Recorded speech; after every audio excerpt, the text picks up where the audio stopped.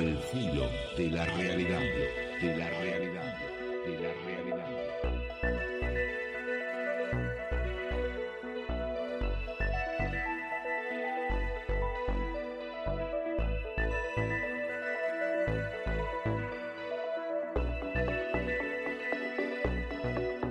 Vamos entrando un poquito en el clima de uno de los temas que vamos a tocar en el programa de hoy, el tarot.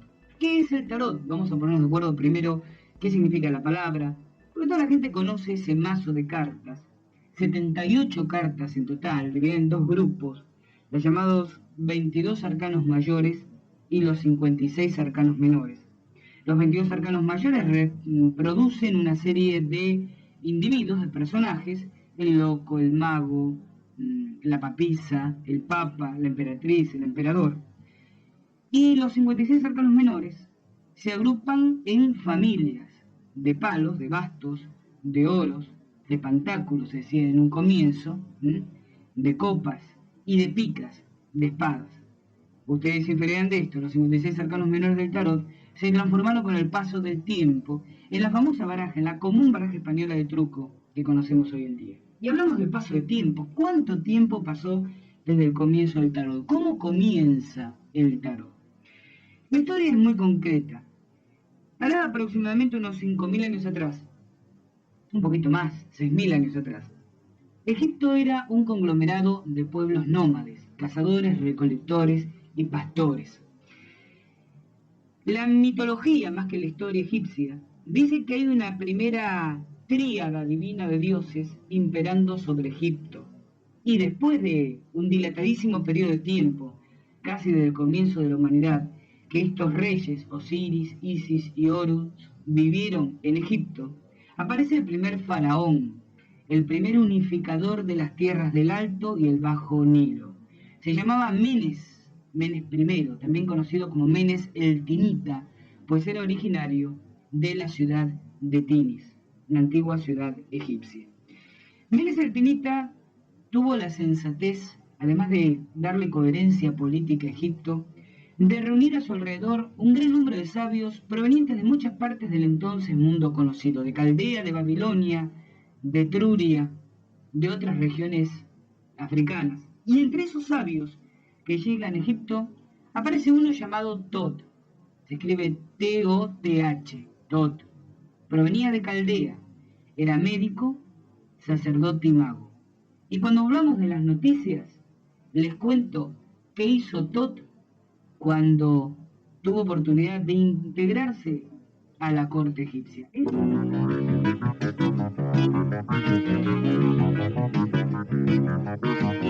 Seguimos aquí en el filo de la realidad. Bueno, continúo con la historia del sacerdote, médico y mago Tot, caldeo que llega a Egipto citado por el faraón Menes. Además de dedicarse a sus especialidades, entre ellas la arquitectura, recordemos que la más antigua pirámide de Egipto, la pirámide escalonada de Saqqara, la construye precisamente, o se construye bajo las órdenes de Tot. Tot se dedica a escribir una gran cantidad de libros sobre sus distintas especialidades.